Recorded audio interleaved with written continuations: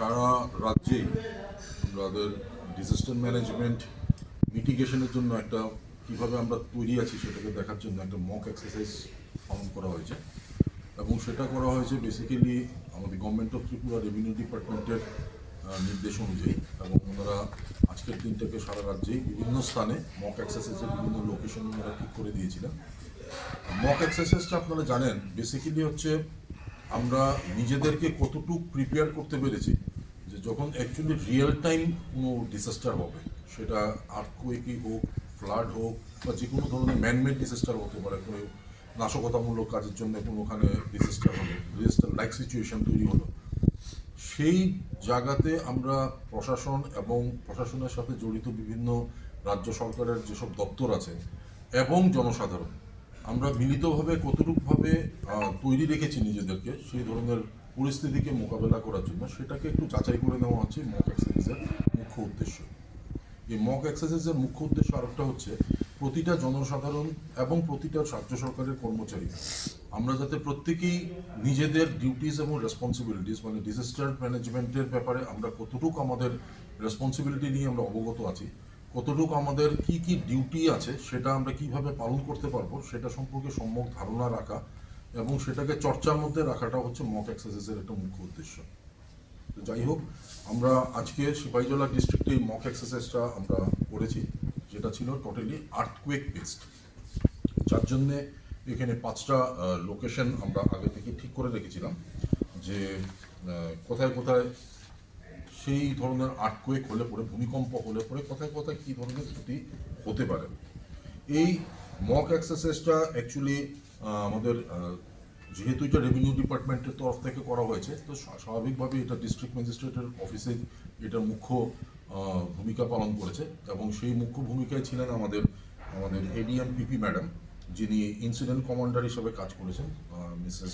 JV দুয়াতি madam. আমাদের deputy incident commander হিসেবে কাজ করেছেন এডিশনাল এসপি সিপাহীজলা। আর ইনফরমেশন মিডিয়া অফিসার, যেটা আপনারা জানেন যে এই ধরনের যখনই কোনো ডিজাস্টার লাইক বা কোনো দুর্যোগপূর্ণ কোনো পরিস্থিতি সৃষ্টি হয় তখন জনসাধারণে বা জনমানসে একটা বিরূপ আতঙ্কের পরিবেশ তৈরি থাকে। সেই আতঙ্কের পরিবেশ থেকে জনসাধারণকে মুক্ত রাখার জন্য আমাদের মুখ্য ভূমিকা নেয় আমাদের প্রেস এবং ইনফরমেশনগুলো বা প্রেসের সাথে জড়িত যারা যারা আছেন আপনারা, যাদেরকে আমরা আমাদের প্রশাসনের তরফ থেকে প্রত্যেক মিনিট টু মিনিট আমরা বিভিন্ন ইনফরমেশন দিয়ে থাকি এবং আপনাদের মাধ্যমে জনসাধারণকে আমরা কোনো ধরনের আতঙ্কগ্রস্ত না হওয়ার আহ্বান করি। তো সেটার ওনার ভূমিকায় ছিলেন আমাদের Shrimati Panchali Debbarma, deputy director ICS Sepahijala. Liaison officer হিসেবে কাজ করেছেন শ্রী সোমেন দেবনাথ, আমাদের অফিসের ডেপুটি কালেক্টর। এখানে যে মক এক্সারসাইজে আজকে বিভিন্ন দপ্তরের সাথে সাথে আমাদের যারা নাকি প্যারামিলিটারি ফোর্সেরও আপনারা সক্রিয় আপনার ভূমিকা দেখেছেন, তাদের মধ্যে ছিল এনডিআরএফ, ছিল টিএসআর, ছিল সিআরপিএফ, ছিল বিএসএফ এর থেকে ছিল ফায়ার সার্ভিস, মেডিকেল টিম ছিল আমাদের সরকারি দপ্তরে, রাজ্য সরকারের আপদা মিত্র ভলান্টিয়ার্স ছিল। তো প্রত্যেকেই বিশেষত আপনারা জানেন এই ধরনের দুর্যোগের মধ্যে মুখ্য ভূমিকা যেটা পালন করে থাকে যে আমাদের হেলথ ডিপার্টমেন্ট, আমাদের এরকম ধরনের বিশেষত আর্থকুয়েকের রিলেটেড যদি কোনো ডিজাস্টার হয় সেখানে সবচেয়ে বড় দুর্যোগের সৃষ্টি হয় যদি আমাদের ইলেকট্রিক্যাল লাইনের যে যদি কোনো ধরনের ক্ষতিগ্রস্ত হয়, সেটা অনেক ধরনের জনসাধারণের ক্ষতির কারণ হয়ে, আশঙ্কার কারণে, প্রাণহানির কারণ হয়ে দাঁড়ায়। তো তার জন্য আমাদের এই মক এক্সারসাইজে হেলথ ডিপার্টমেন্টের সাথে সাথে টিএসসিসিএল, তারপরে PWD, road and Bridges, fire service, এই রাজ্য সরকারের এই ধরনের দপ্তরগুলো সক্রিয় ভূমিকা পালন করেছে আজকে। এবং একই সাথে আর একটা জিনিস আপনারা জানেন, ডিজাস্টার ম্যানেজমেন্টে যখন কোনো দিকে কোনো দুর্যোগ সৃষ্টি হয় বা কোনো দুর্ঘটনা হয়, সেখানকার যারা নাকি দুর্ঘটনাগ্রস্ত লোককে যখন আমরা একটা মক এক্সারসাইজের মাধ্যমে কিভাবে আমরা ওনাকে উদ্ধার করব সেই ধরনের যখন একটা আমরা এক্সারসাইজ চালু করি, তখন স্বাভাবিক ব্যাপার মানুষের ভেতরে একটা কৌতূহলের সৃষ্টি হয়, অযথা ভিড় করেন বা এটা দেখতে চান কীভাবে সত্যি সত্যি আমরা উদ্ধার কার্যটা করছি। সেটাকে ঠিকভাবে উদ্ধার কার্যটা করতে গেলে কি করতে হয়, ওই দুর্যোগপূর্ণ এলাকাতে আমাদের ক্রাউড ম্যানেজমেন্টটা একটা বড়সড় ভূমিকা পালন করে, যেটা সেই ক্রাউড ম্যানেজমেন্টটা করে থাকেন সাধারণত আরক্ষা দপ্তরের তরফ থেকে। তার কাজে আরক্ষা দপ্তরের একটা বড় ভূমিকা থাকে আপনার বিশেষত ট্রাফিক কন্ট্রোলের ক্ষেত্রে থাকে, যেমন রাস্তার উপরে যখন আপনারা দেখেছেন আজকেও আমরা আমাদের যখন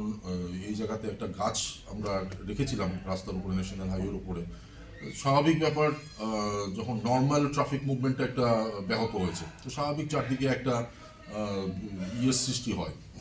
যানজটের সৃষ্টি হয়, এবং ওই যানের মধ্যে যারা নাকি যাত্রীগণ আছেন ওনারা প্রায় সময় বিরক্তি বোধ করেন বা অনেক ধরনের একটা একটা পরিস্থিতির সৃষ্টি, উত্তপ্ত পরিস্থিতির সৃষ্টি হয়। সেই ধরনের উত্তপ্ত পরিস্থিতি বা সেই ধরনের একটা অস্থিরতাকে মোকাবেলা করার জন্য আমাদের ট্রাফিক মুভমেন্ট, ট্রাফিক পুলিশের খুব ভালো ভূমিকা থাকে, এবং আজকেও যেটা ওনারা পালন করেছেন। তো সর্বমোট আমাদের যে কিছুক্ষণ আগে বলেছিলাম যে 5টা লোকেশনে আজকে আমরা মক অ্যাক্সেসটা করেছি, সেটা হচ্ছে ডিএম অফিস বিল্ডিংটা ছিল, বিশ্রামগঞ্জ পিএইচসি ছিল, পুরনো পেট্রোলিয়াম এজেন্সি বিশ্রামগঞ্জ এটা ছিল, ছেশ্রীমাই ভিলেজ একটা ছিল, আমরা একটা জনবসতিপূর্ণ একটা জায়গা নিয়েছি, এবং একই সাথে বিশ্রামগঞ্জ হায়ার সেকেন্ডারি স্কুলও রেখেছিলাম আমরা এই লোকেশনের মধ্যে। তো আমরা এরকম ঠিক করেছিলাম যে এই টোটাল 5টা লোকেশনে টোটাল আহতের সংখ্যা থাকবে 26 জন, সিরিয়াসলি ইনজিওর্ড থাকবেন, এবং যাদেরকে নাকি পরবর্তী সময় হাসপাতালে রেফার করতে হবে এই ধরনের আহতের সংখ্যা থাকবেন 11 জন, এবং এই দুর্যোগে ইয়েতে আপনার 8 জন আমরা প্রাণহানি হবে এরকম একটা সিচুয়েশন আমরা তৈরি করেছিলাম। এবং যে আহত সিভিয়ারলি ইনজিওর্ড এবং মাইনর ইনজিওর্ড যারা ছিলেন ওনাদেরকে পরবর্তী সময়ে নর্মাল সাধারণ ক্ষেত্রে আমরা যেটা করে থাকি, ওনাদেরকে যেহেতু বাড়ি ঘর ওনাদের ক্ষতিগ্রস্ত হবে, সেই বাড়ি ঘরে ওনারা থাকতে পারবেন না, ওনাদেরকে স্বাভাবিকভাবে রিলিফ শেল্টারে রাখতে হবে, সেই কথা মাথায় রেখে আমরা একটা রিলিফ শেল্টারও আমরা তৈরি করেছিলাম। সেটা ছিল ছেচরিমাই হাই স্কুলে আমরা একটা রুম রেখেছিলাম, যেখানে শেল্টার হাউস হিসাবে আমরা ব্যবহার করেছি। এবং একই সাথে শেল্টার হাউসটাই শুধু তৈরি করে রাখিনি, শেল্টার হাউসটাকে সেই অ্যাকচুয়াল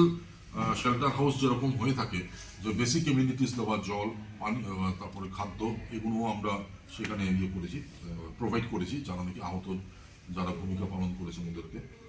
তো সর্বমোট আমরা একটা কথাই বলতে পারি, আজকের এই মক এক্সারসাইজটা প্রচণ্ডভাবে সাকসেসফুল হয়েছে আমাদের সিপাহীজলা ডিস্ট্রিক্টে, এবং আমরা আশা করব যে আমরা কিছুদিনের মধ্যেই বা কয়েক মাস পরে আমরা আরেকটা এরকম মক এক্সারসাইজ করব। যে কারণ আপনারা জানেন এই রেগুলার মক এক্সারসাইজটাই আমাদের ভেতরে সেই জাগরুক আমাদেরকে করবে, আমাদের ভেতরে নিজেদের দায়িত্ব কর্তব্য সম্পর্কে আমাদের অবহিত করবে, এবং একই সাথে আমাদের সাথে জনসাধারণের একটা নিবিড় সম্পর্ক তৈরি করে রাখবে, যাতে আমরা যৌথভাবে এই ধরনের দুর্যোগ মোকাবিলা করতে পারি, প্রাণহানি আমরা কমাতে পারি, এবং মানুষ যাতে সুস্থ জীবনে খুব তাড়াতাড়ি ফিরে আসতে পারেন সেই ব্যবস্থা আমরা করতে পারি। ধন্যবাদ।